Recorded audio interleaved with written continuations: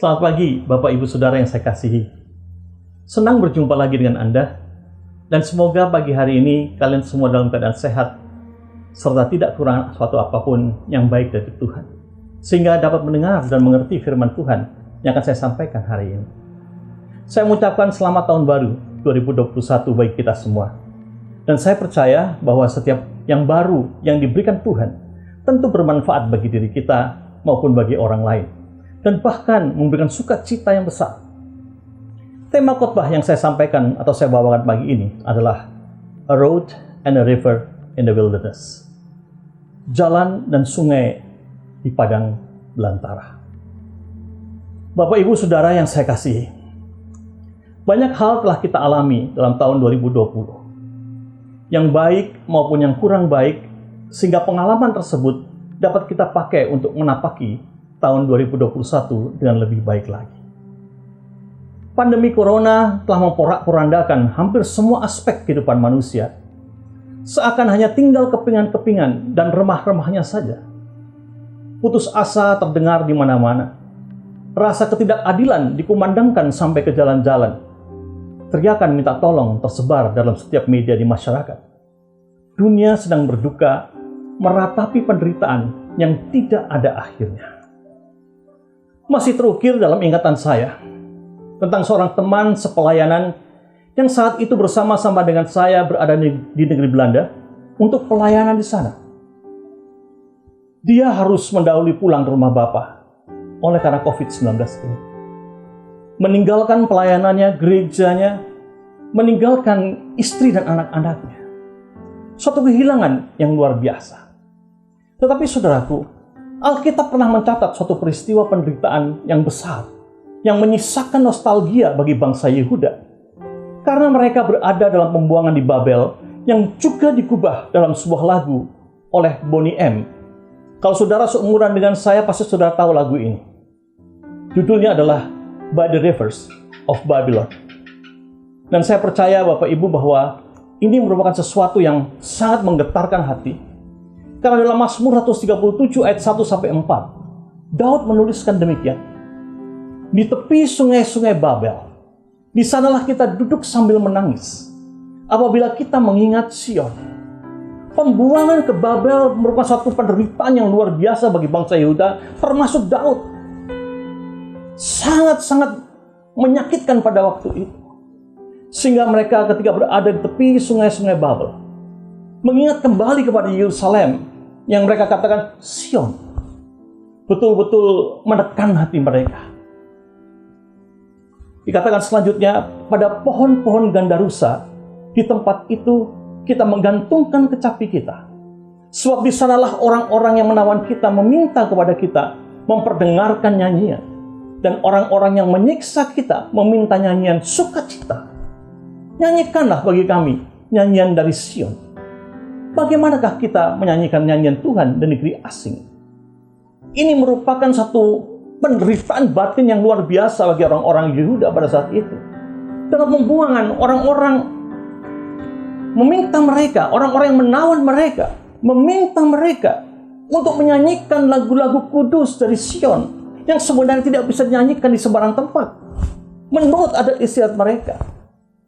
Tapi mereka memaksakan untuk menyanyikan nyanyian dari Sion ini di tempat pembuangan itu.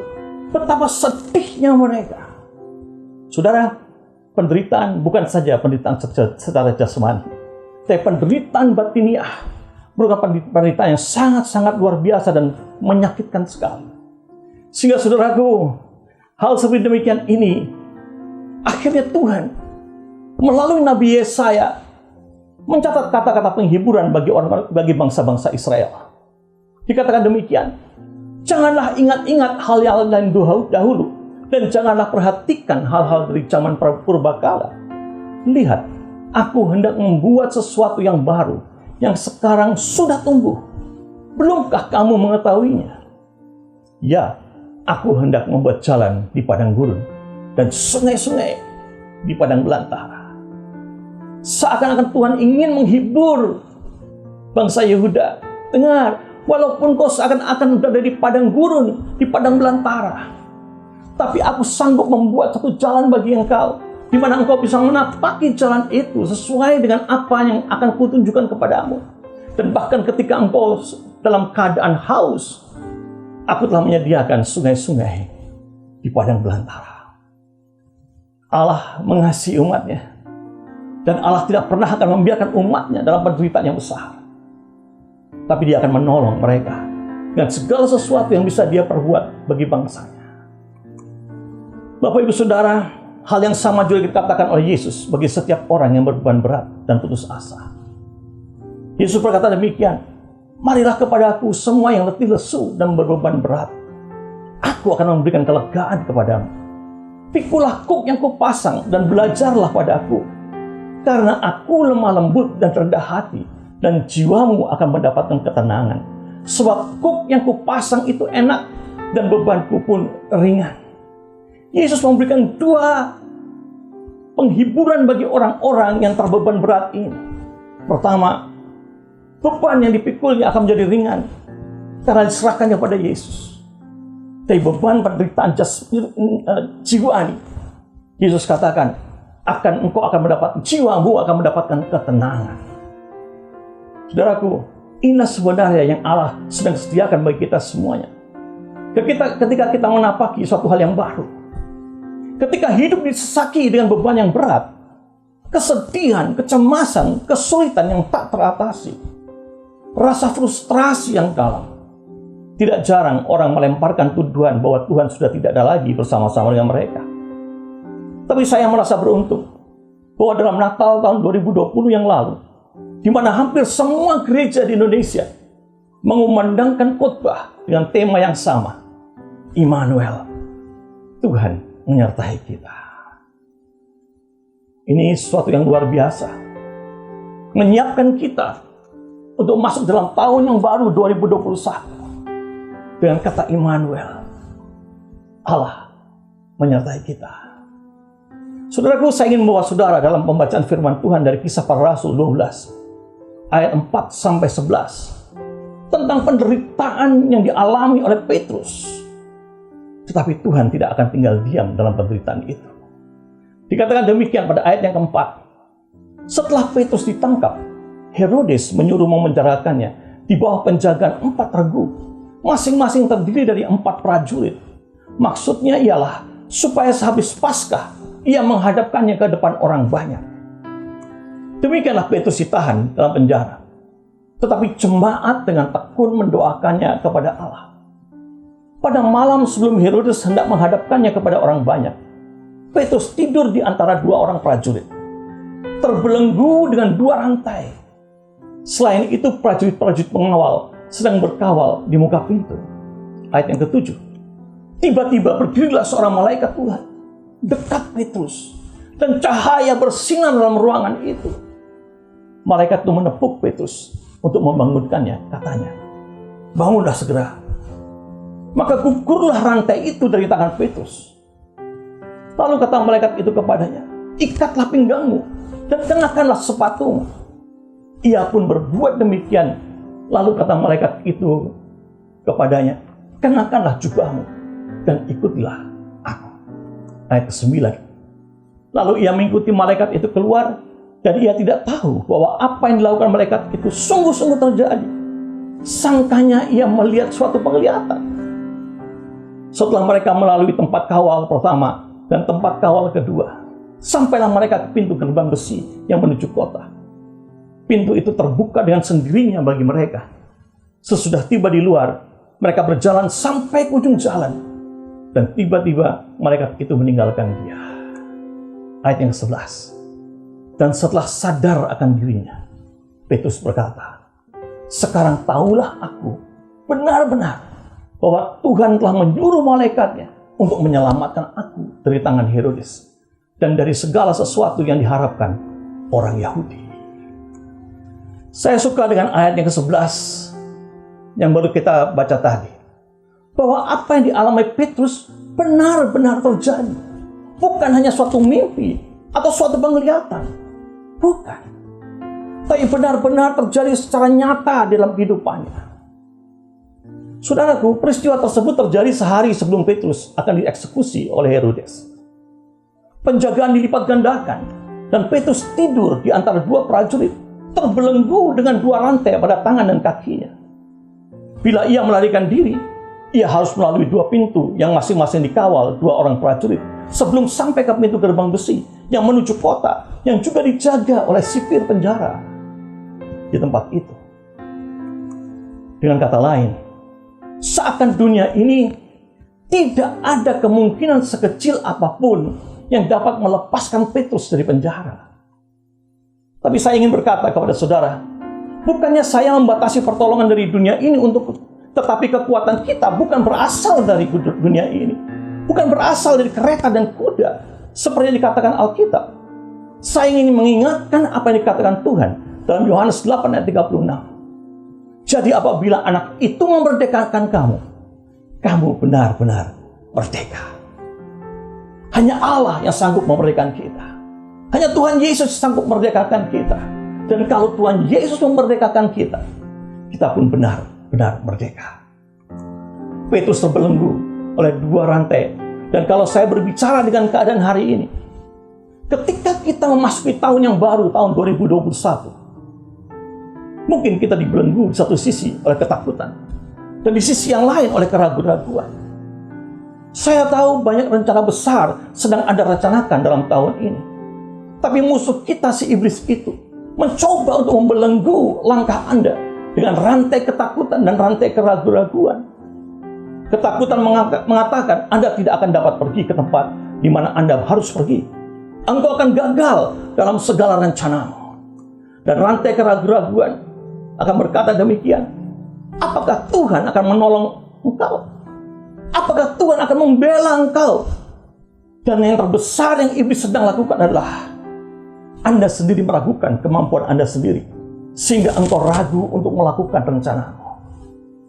Saya ingin katakan, Allah tidak pernah memberimu ketakutan dan keraguan. Seperti yang ia firmankan dalam 2 Timotius 1 ayat 7. Sebab Allah memberikan kepada kita bukan roh ketakutan, melainkan roh yang membangkitkan kekuatan, kasih dan ketertiban. Bila Allah telah memberikan Anda kemampuan yang luar biasa untuk bertindak, jangan Anda mau dibelenggu oleh ketakutan dan keraguan itu. Tetaplah maju bersama dengan Allah dan lakukanlah sesuatu yang besar bersama dengan Dia. Karena Allah telah menyediakan mujizat besar bagi masa depan Anda. Izinkan Allah membebaskan dirimu dari ketakutan dan keraguan itu. Putuskanlah rantai ketakutan dan keraguan dalam dirimu. Jangan dirimu dibatasi oleh ketakutan, keraguan, kekecewaan, dan intimidasi.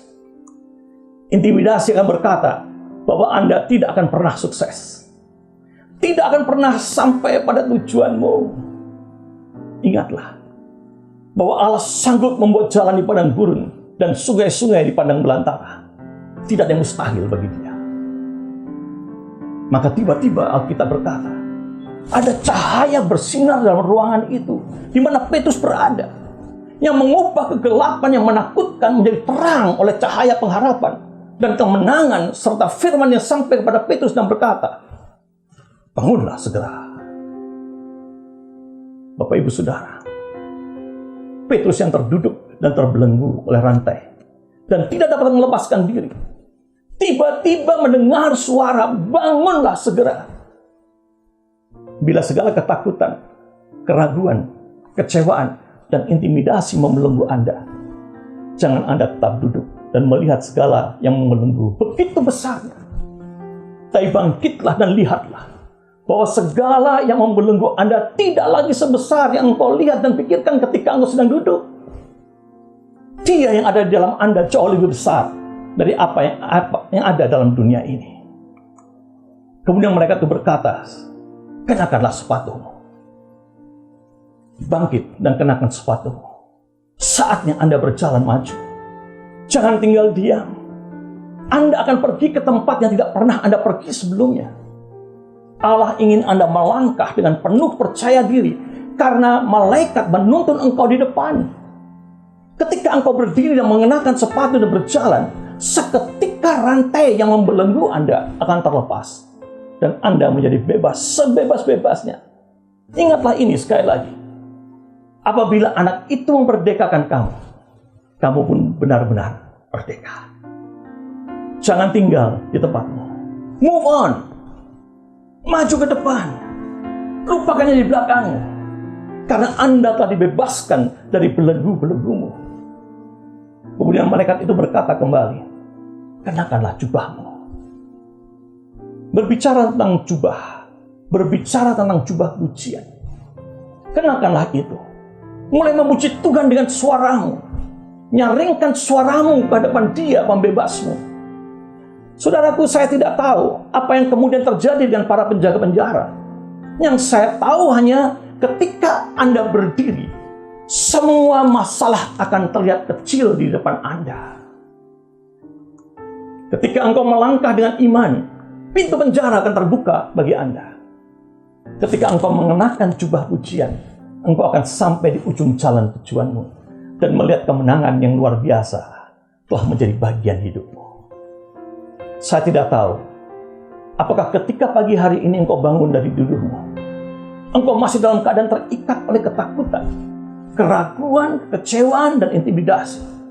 Saya hanya ingin berkata pada Anda, bangunlah segera. Pakai kasutmu. Kenakan jubah pujianmu. Karena hari ini adalah hari kemenangan bagi Anda. Sebagai ayat yang terakhir, saya akan mengajak saudara untuk buka dalam kitab Habakuk 3, ayat 17-19.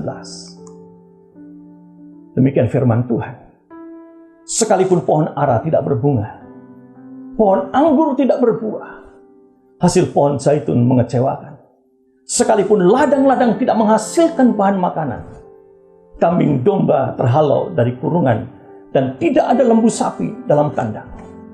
Namun aku akan bersorak-sorak dalam Tuhan, beria-ria dalam Allah yang menyelamatkan aku. Allah Tuhanku itu kekuatanku. Ia membuat kakiku seperti kaki rusa. Ia membiarkan aku berjejak di bukit-bukitku. Ayat-ayat dari Habakuk 3 ini, ayat-ayat yang menguatkan kita semuanya, menguatkan saya ketika saya melangkah dalam tahun 2021. Walaupun pohon ara tidak berbunga, pohon anggur tidak berbuah, hasil pohon zaitun mengecewakan, dan ladang-ladang tidak menghasilkan bahan makanan. Saya tahu Tuhan adalah yang memimpin saya. Tuhanlah yang memelihara saya. Tengah-tengah padang belantara, Dia mau jalan bagi aku.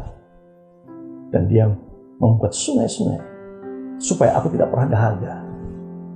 Supaya aku benar-benar merasakan kelegaan dalam kehidupan ini. Dia yang setia. Dia akan terus melakukan segala sesuatu yang pernah dilakukan dalam kehidupan kita masing-masing. Ada satu kata yang indah dalam bahasa Inggris katakan demikian. God didn't bring you this far to leave you. Allah tidak membawa engkau sejauh ini hanya untuk meninggalkan engkau. Filipi 1 ayat 6 berkata bahwa sebenarnya Allah yang telah melakukan perjalanan baik dalam diri kita akan menyelesaikannya dengan sempurna sampai hari Kristus datang kembali kepada dunia ini. Jadi saudaraku, hilangkan ketakutan Anda. Hilangkan kekecewaan Anda. Hilangkan intimidasi-intimidasi yang kau rasakan. Karena Allah sedang menyertai engkau dalam tahun 2021 ini. Saya ingin berkata pada kita semuanya, jangan putus asa. Engkau akan mengalami kemenangan-kemenangan yang luar biasa. Karena Allah menyertai Anda. Mari kita berdoa. Kami sungguh mengucap syukur padamu ya Tuhan. Bahwa dalam tahun yang baru ini, tahun 2021, Tuhan telah membuat segala sesuatunya, bahkan menyediakan segala sesuatunya yang kami perlukan ya Tuhan. Supaya kami boleh mendapatkan kemenangan-kemenangan itu. Pengharapan-pengharapan yang besar sudah kau taruhkan depan kami ya Bapa. Sehingga kami tahu ya Tuhan, bahwa masa depan kami ini adalah masa depan yang penuh dengan pengharapan itu. Kami akan melangkahkan kaki kami, dan kami akan keluar sebagai pemenang-menang di tahun 2021, di mana banyak orang berkata, ketidakpastian akan terjadi dalam tahun ini. Tapi kami punya satu yang pasti, yaitu Kau sendiri yang berfirman kepada kami. Terima kasih ya Tuhan. Terima kasih Bapa. Kiranya Tuhan Kau memberkati setiap saudara yang mendengarkan khotbah ini. Kiranya tangan Tuhan memberkati mereka. Terimalah berkat daripada Allah Bapa, Allah Anak, Allah Roh Kudus. Dia akan menyediakan segala sesuatu yang kau butuhkan dalam kehidupanmu tahun 2021 ini. Dan engkau akan dibuatnya orang-orang yang menang dan disebut sebagai orang yang diberkati. Terimalah berkat ini dalam nama Tuhan Yesus Kristus. Percaya, berkatakan bersama-sama dengan saya. Amin.